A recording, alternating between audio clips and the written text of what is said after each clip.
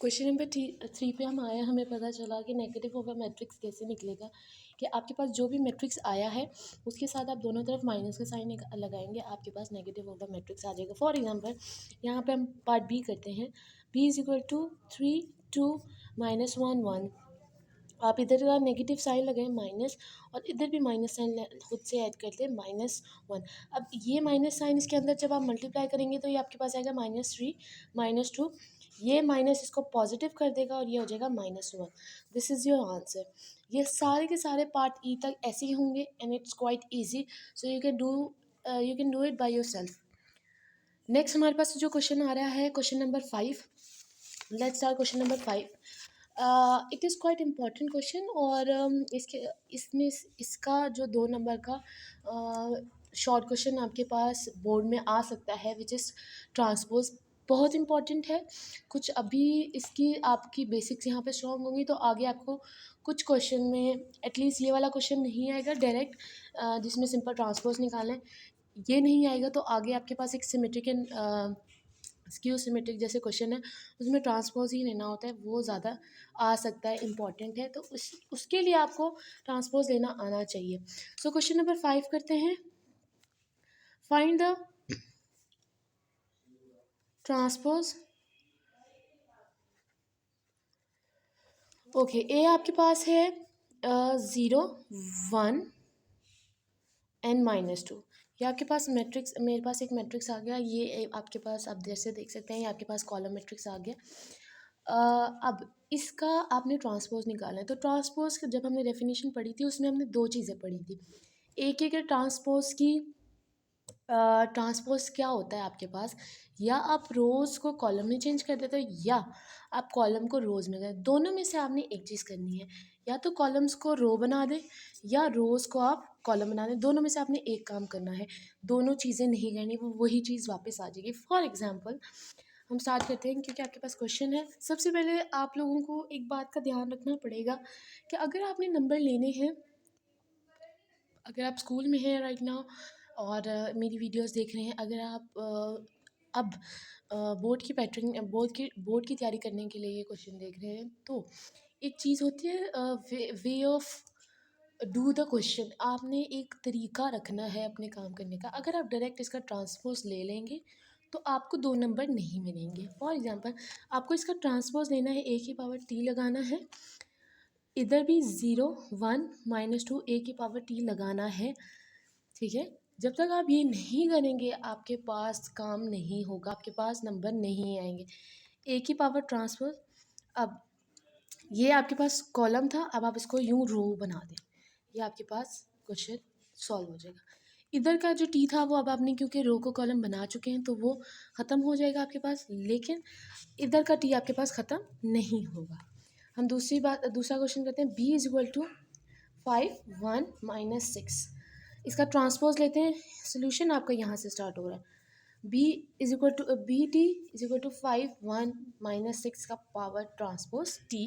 अब इसको आप कॉलम बना दें ऐसे, 5 1 -6, ये आपके पास ट्रांसपोज आ गया। ये वाला रो थी आपके पास, उसका आपने कॉलम बना दिया। ये वाला टी आपका ख़त्म हो जाता है और यहाँ पे आप टी मेंशन करते हैं। नाउ अगर आपके पास ये तो आपके पास सिंगल रो थी, सिंगल कॉलम था, आपने कर लिया सॉल्व। नहीं, नाउ आपके पास सी वाला क्वेश्चन में थोड़ा सा लंबा आपके पास पार्ट बन रहा है, विच इज़ 1 2 3 एंड 2 -1 एंड 0। ठीक है, ये आपके पास बन रहा है, आपके पास सी का ट्रांसपोज बन रहा है। इधर आप दोनों तरफ टी लगाएंगे, मेंशन करेंगे दोनों तरफ टी आपने मेंशन कर दिया। और मैं ये ज़रा इस साइड पे ही कर रही हूँ ताकि आपके लिए आसानी हो। आपने ये आपने सी पे टी मेंशन कर दिया दोनों तरफ, ओके, मैट्रिक्स पे भी कर दिया और इधर भी टी मेंशन कर दिया। अब ये आपके पास एक रो है 1 2, इसको आप कॉलम कैसे बनाएंगे, पर सबसे पहले आप ये कर लें, ये आपके पास रो है, इसको आप कॉलम बना दें। अब कॉलम की जो है क्वांटिटी चेंज हो जाएगी, 1 और 2 कॉलम बन गया।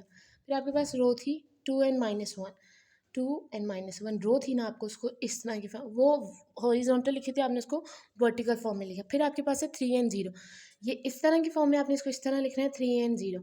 अब देखें आपके पास सी का ट्रांसपोज कैसे आ गया, पूरी रो को आपने कॉलम में चेंज कर दिया। ये आपके पास, अब पहले आपके पास 3 रोज़ थी, अब आपके पास 3 कॉलम्स बन गई, यानी आपने ट्रांसपोज़ बिल्कुल करेक्ट लिया है, राइट। हम अपना नेक्स्ट क्वेश्चन करते हैं, नेक्स्ट पार्ट करते हैं, which is D is equal to 0 2 3 5, right. इसका सिंपली ट्रांसपोज लेंगे, डी का ट्रांसपोज इधर भी 2 0 3 5, इसका ट्रांसपोज लेंगे आप, सिंपली ये आ जाएगा transpose, and it become like 2 को आप 3 बना, रो को आप कॉलम बना दें और कॉलम को आप रो बना, एक दोनों में से एक काम करना है, इस रो को मैंने कॉलम बना दी, इस रो को भी मैंने कॉलम बना दिया, या मैं कॉलम को रो बना देती, वो भी बिल्कुल परफेक्ट हो जाता है। दोनों में से एक काम करना है, अगेन बात करनी है, दोनों में से एक काम करना है, दोनों काम नहीं करने हैं आपने, वरना आपका क्वेश्चन रॉन्ग हो जाएगा। नाउ आपके पास है ई 2 - 4 3 and 5, इसका आप ट्रांसपोज बनाते हैं, ई ट्रांसपोज, इसका भी 2 - 4 3 5, इसका ट्रांसपोज ऊपर मेंशन करें आप, उसके बाद ई ट्रांसपोज, इसको अब मैं ना इस वाले क्वेश्चन में आपको बना के दिखाती हूँ, ये कॉलम है ना, इसको रो बना के दिखाती हूँ, 2 - 4, ये कॉलम है ना, इसको रो बना के दिखाती हूँ, वही चीज़, मैं पहले रोज़ को कॉलम बना रही थी, अब मैंने कॉलम्स को रो बना दिए, तो उसमें कोई मज़ाइका नहीं है, वही चीज़ आपके पास वापस आएगी।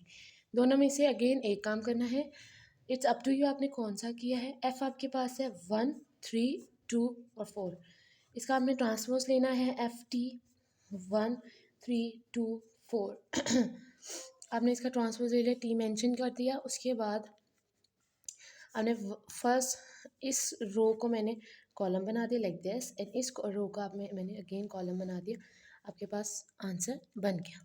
फाइन, इजी था और सिंपल था, और ये एक अच्छी वेटेज रखता है आपके पास जब आप इसको बोर्ड के पेपर के लिए रेडी रखते हैं।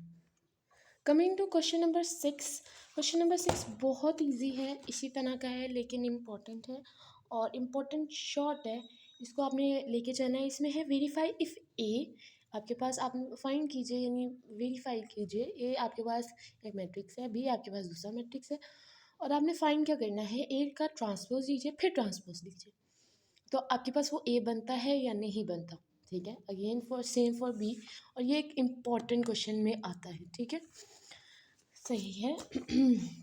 क्वेश्चन नंबर 6 है आपके पास, verify that if a is equal to 1 0 2 1 and b is equal to 1 2 0 1 0, then ए का ट्रांसपोज बराबर हो जाएगा ए के। इट्स क्वाइट सेंसिबिलिटी वाला क्वेश्चन है, इट्स क्वाइट सेंसिबल पीपल, कि आप लोग जब, फॉर द सेंसिबल पीपल अगर आप देखें तो आपके पास जब ए का ट्रांसपोज दिया जा रहा है, ठीक है, वो रो में कॉलम में आ रहा है, रोज़ को कॉलम में लेके जा रहे हैं, कॉलम को रोज़ में लेके जा रहे हैं, फाइन, फिर आप उसका दोबारा ट्रांसपोज ले रहे हैं, तो विच मीन्स वो वापस अपनी दोबारा शक्ल में जा रहा है। इट्स क्वाइट ईजी और समझने वाली बात है कि वो वैसे ही हो जाएगा।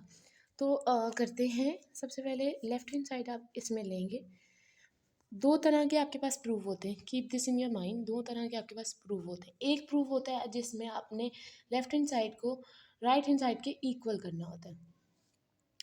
एक आपके पास प्रूफ होता है कि लेफ्ट हैंड साइड, कि आपने ये वाला सॉल्व कर लिया, वो इसके बराबर आ गया।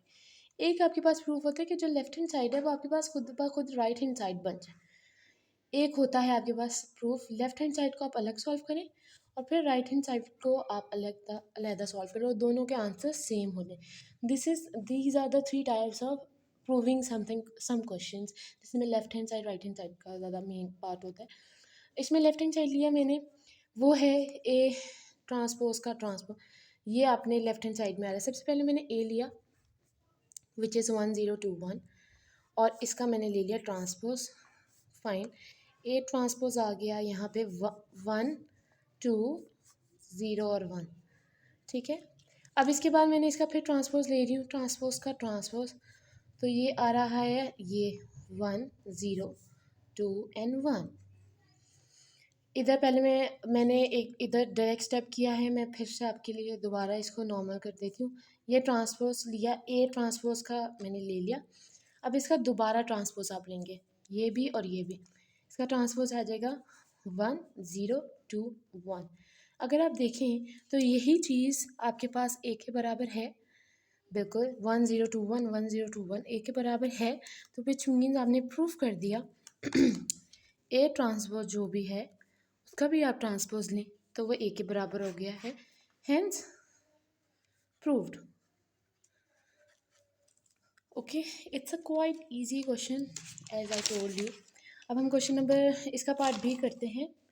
पार्ट बी भी सेम है, इजी है और इस एक्सरसाइज का लास्ट पार्ट है।